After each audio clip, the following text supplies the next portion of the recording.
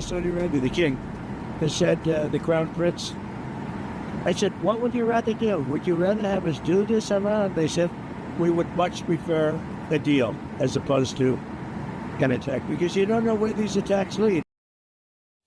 That was U.S. President Donald Trump there speaking after calling off his threatened massive attacks on Iran last weekend. But was pressure from America's allies the only reason that he stopped the missiles? Reports say that senior military commanders had also warned the White House that U.S. weapons stocks were dangerously low, particularly the interceptors needed to defend American forces and Gulf allies from Iranian retaliation. Now, according to one report, the U.S. has used nearly 80% of its THAAD interceptors and roughly half of its Patriot missiles since the war against Iran began. Close to half the Tomahawk stockpile has also reportedly been expended, while the Army has used virtually all the ATACMS and precision strike missiles available for the conflict.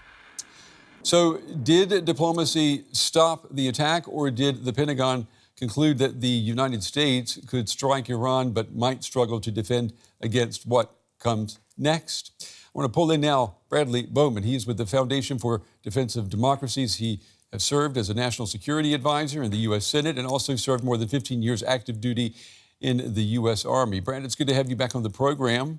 Let me get your thoughts on this. What do you think happened over the weekend? Did depleted interceptor stocks play a role in President Trump calling off further strikes against Iran? It's great to join you again.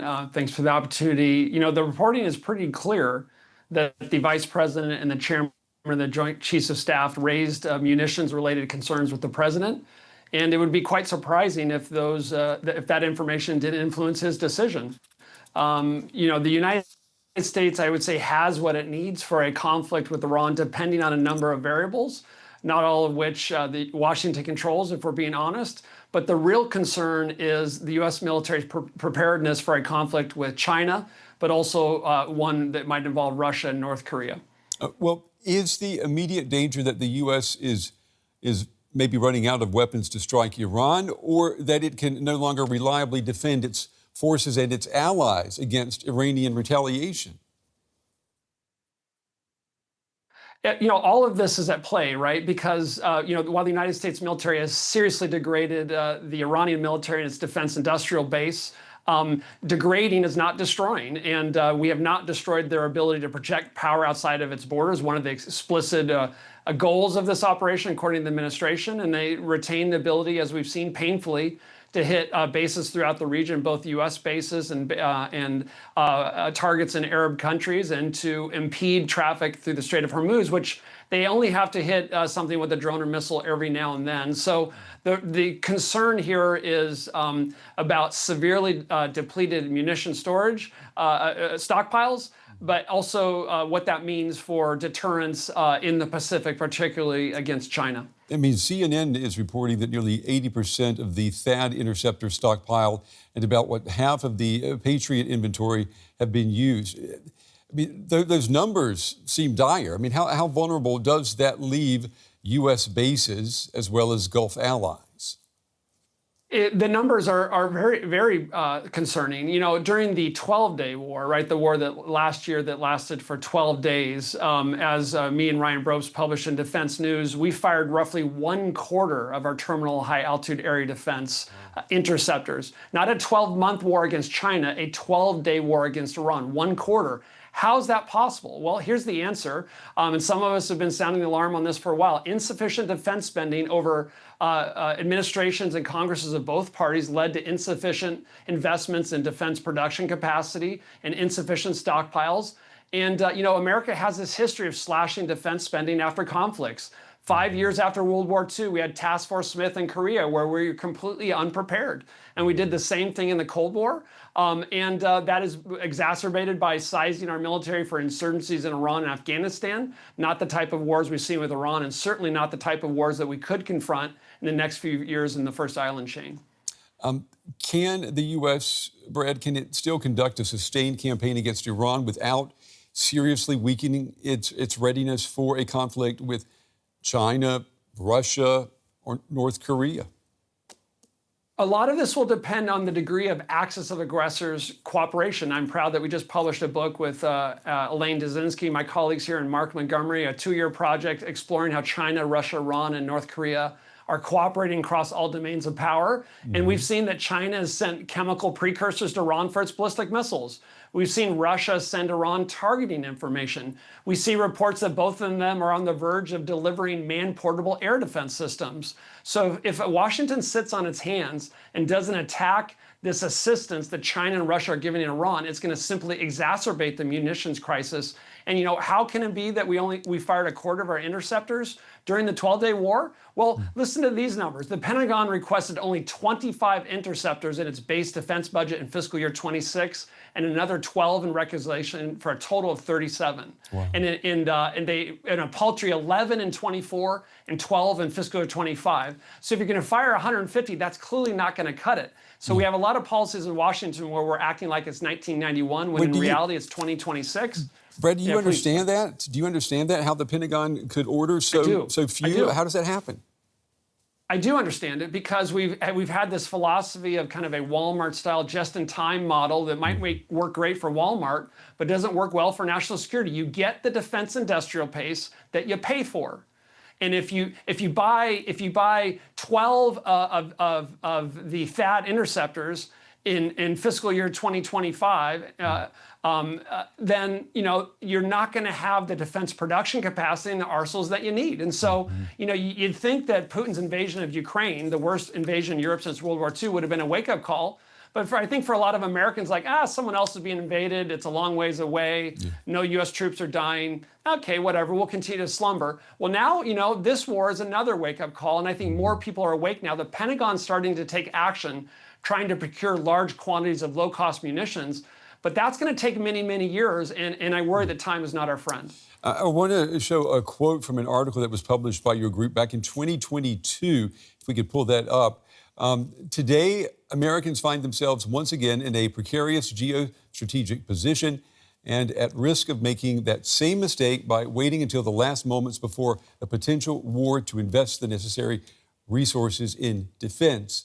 Such passivity undermines deterrence, invites aggression, and increases the chances that American warfighters will not have what they need in the first days, weeks, and months of a war that could have been prevented. So was the U.S. unable to produce these missiles quickly enough, despite years of warnings about inadequate supplies? I mean, have the generals, have the top brass, have they known that this situation was going to occur? When I worked in the Pentagon for 2 years related to requirements, where we decide what we need. And when you say, what do we need, you make assumptions about your adversaries, what they're doing, and the threats you confront. And for a long time, we made assumptions about the kind of wars we'd confront. And we've gotten a big wake-up call here that arguably we should have predicted. And you even saw in the recent Trump administration national defense strategy, them warning that we could confront simultaneous great power war. So if we can't handle a 5-month war with Iran, how are we going to handle a 4 or 5 year war with China? So, the silver lining for the situation we find ourselves in is that many Americans are now awake. But I'm highlighting for you, the problem is we can talk a good game, but if you don't have the contract signed and the appropriations from Congress, it's all just talk. And yet here we are, again, in Washington, relying on another late defense authorization bill, another late defense appropriations bill, habitual reliance on this continuing resolutions where you copy and paste it from last year. So a lot of people are talking a good game, but when it comes to blocking and tackling, forgive the football pun, we're just not getting it done. And so China's sprinting and we're not. And the bill payers for this will be the kind of people I used to serve with in the U.S. Army. And that's why I get a little concerned about it. Yeah. I mean, you're right when you say that it could take years to restore these stockpiles. So what happens then in the interim if Iran resumes large-scale attacks before then? And what about if China, for example, sees this as the opportunity to hit while the U.S. is vulnerable? That's the concern, right? And so, you and I have talked about deterrence before. It's based on the perception of our adversaries of what? Of two things: our military capability and capacity. We're talking about capacity here, and our political willingness to use it to either prevent the adversary from accomplishing what they want or to raise the cost so high they won't do it. And so when China looks at this, they'll say, whoa, America has muscles. They're willing to throw punches, muscles and punches. That's good. But their muscles aren't quite what they used to be. So that might lead them to roll the dice in the Taiwan Strait. And don't miss, I told you about this 2-year project we did with our book, Acts of Aggressors. A lot of people are ignoring the fact that North Korea is stronger than it's been in years. And one of the reasons that North Korea is so strong, according to Department of Defense assessments, is the way all the things that Russia is doing to help North Korea. So everyone's talking about China and Iran, but we need to be paying attention to the eroding balance of power on the Korean Peninsula. So we got problems in all edges of the Eurasian landmass that is creating serious dilemmas for the United States and calling into question long-standing assumptions about defense spending and the size of military that we need and the capabilities we must have. And so this really is, you got to be careful in DC think tank land to sound the warning too much, but I really feel this is a decisive moment where we need to put our money and our actions where our mouth is, or we're going to pay a higher cost in the future. Let me ask you, we're running out of time here, but I know that weapons manufacturers stand to receive major new contracts from this shortage. How should policymakers separate genuine military requirements from pressure by the defense industry? They want these contracts, they want the money. Yeah, they do. We live in a capitalist country. Private companies want to make money.